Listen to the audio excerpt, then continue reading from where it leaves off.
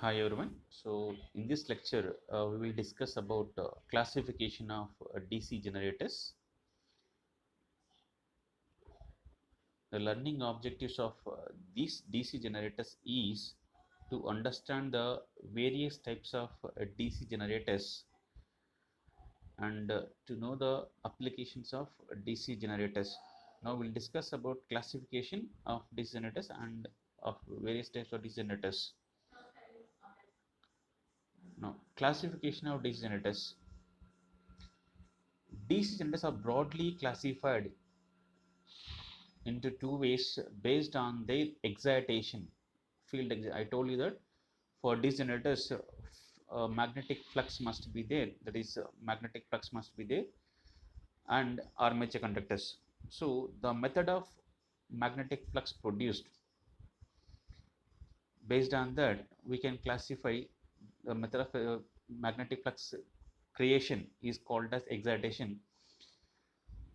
How this excitation is done in a DC generators, based on that we can classify into two ways. One is separately excited DC generators and second one is self-excited DC generators. For the production of magnetic flux, the magnetic pole shoes are excited by using a separate DC source. Then we call it as separately excited DC generators. Suppose for the excitation of these magnetic poles, if we use the same current or same power which is generated in the generator itself, is called as self-excited generator. So based on the method of excitation of field winding in a DC generator, they are classified into two ways: separately excited DC generators and self-excited DC generators. Now in this figure, if you see, for the excitation of field winding, this is field winding. For this excitation of field winding, we used a separate DC source connected to the field winding through a variable resistor. Connected to a variable resistor. The purpose of variable resistor is to control the amount of field current which is flowing through the field windings. Thereby, amount of flux spread in the field winding will be controlled. So for that purpose, we are going to use the variable resistor in series with the field winding, in series with the field winding. Here we are going to use a separate battery or DC source, a separate battery or DC source for excitation of field winding. That's why it is named as separately excited DC generator. Separately excited DC. So field winding is excited using a separate DC source. That's why it is called as separately excited DC generator. Now, whenever a field winding is separately source, this field winding produces required magnetic flux phi. When you give primary input to the armature conductors, the armature conductor will be rotated. This rotating armature conductor cuts the magnetic flux produced by the field winding. EMF is induced in the armature conductors. The induced EMF armature conductors is denoted by letter EZ, and the amount of resistance possessed by the field winding is RA, and current flowing in the armature conductors is denoted by IA, and current which is flowing through the armature conductors, the load is IL. Load is IL. The voltage across load terminals is denoted by V. Voltage load terminal is denoted by V. So here, in case of separate generator, if you observe the diagram, so armature current is equal to load current, the same current which is flowing from armature conductors to the load. And if you apply KVL in the loop, in the second loop, in this loop, in this loop, if you apply KVL, so it is equal to minus EZ plus IARA plus V is equal to 0. And if you rewrite the equation, V is equal to EZ minus IARA. So terminal voltage across the load is equal to EZ minus IARA. So amount of voltage in the non-major conductor is EZ. In that amount of voltage, IARA amount of voltage is dropped in the armature conductors because of resistance possessed by armature conductors RA. right? So similarly, the amount of power developed in this generator is EC into IA. Power is equal to P voltage into current. Here generator voltage is EC and current is IA, and amount of power supplied delivered to the load is equal to load voltage into load current, that is V into IL, which is equal to V into IA. This is about separately excited DC generator.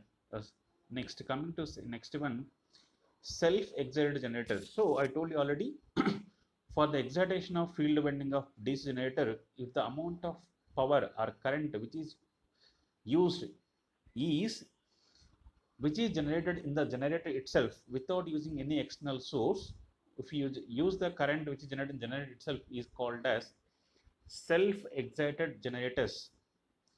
These self-excited generators again classified into three ways. Three ways based on the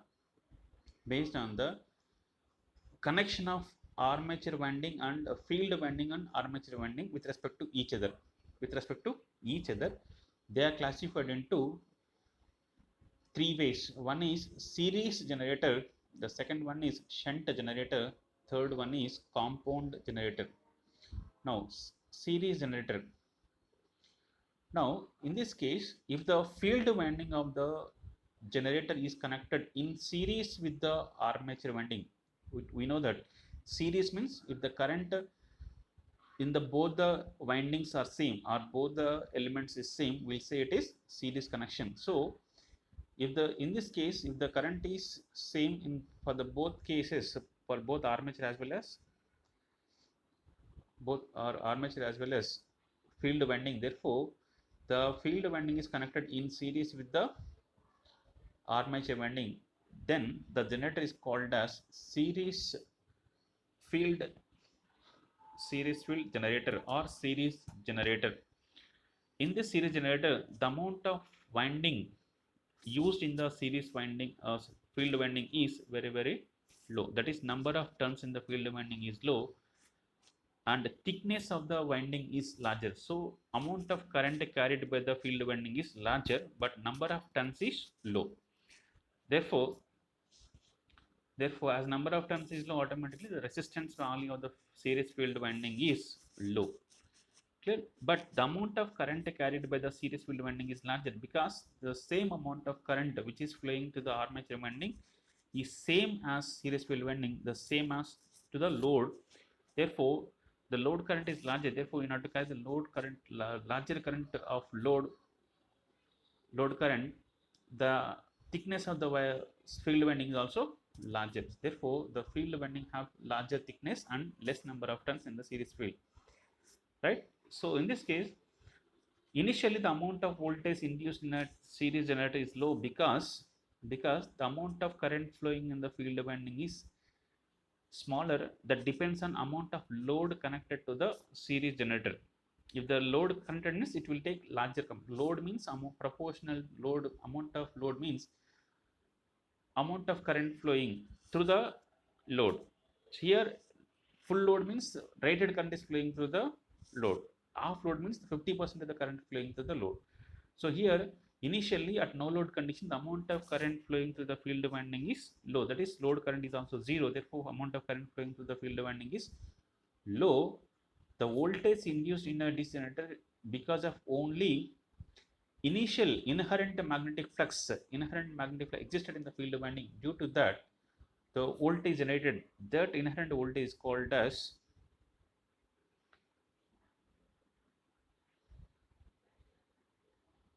inherent magnetic flux inherent magnetic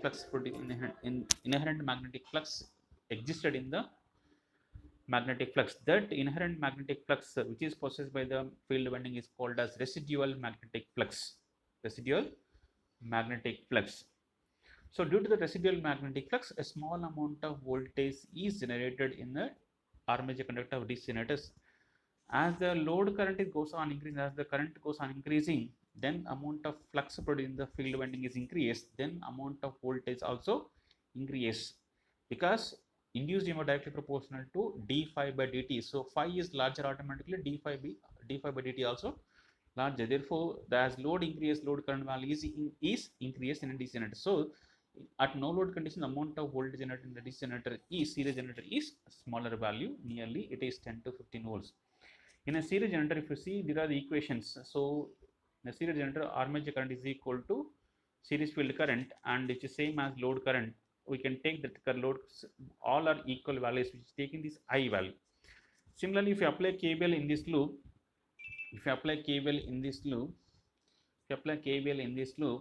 then terminal voltage can be written as EZ is equal V is equal to EZ minus I into RA plus RSC. Similarly, power delivered to the load is equal to V into I, and power developed is equal to EZ into IA. So this is series generator. Next one, shunt generator. Now, in this case, if the field winding of generator is connected in parallel with the armature winding, then it is called as shunt field generator or shunt generator. In this shunt generator, the amount of voltage applied to the field winding is same as low terminal. Therefore, to limit the amount of current flowing through the windings, it should have larger resistance. Therefore, it should have many number of turns. And should carry lesser amount of current. So, lesser amount of current. Therefore, the thickness of the winding is smaller. So, in this case, irrespective of the load on the generator, the same amount of current, rated current, flows to the field winding. Therefore, though at no load condition, the amount of voltage generated in the DC generator is equal to rated voltage, because magnetic flux is rated value even at no load condition. Now, in this case, the voltage equations, field current equation is given as, we know that both load as well as shunt field resistance both are in parallel. Therefore, whatever the voltage across the load is same as voltage across shunt field resistance. Therefore, current in the shunt field winding is equal to voltage by resistance. So, voltage across shunt field resistance is V, resistance value is RSS. Therefore, current through the shunt field winding is V by RSS. Now, in this,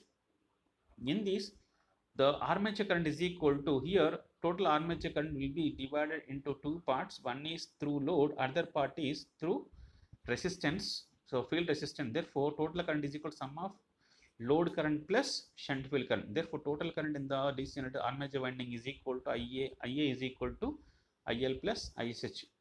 Next, terminal voltage is equal to, again, applying KVL in this loop.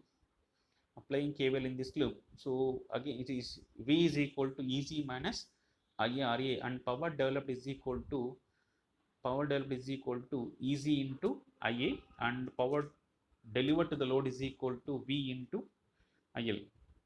The last one of the self-excited generators is compound generators. Here again, compound generators means the field winding is connected both in series as well as in parallel with the armature winding. That's why it is named as compound generator. If the field winding of generator is connected both in series as well as in parallel with the armature winding, then it is called as compound generator. These compound generator again classified into two ways. One is short shunt compound generator and another one is long shunt compound generator. Now, in case of short shunt, if the shunt field winding is in parallel with the only armature winding,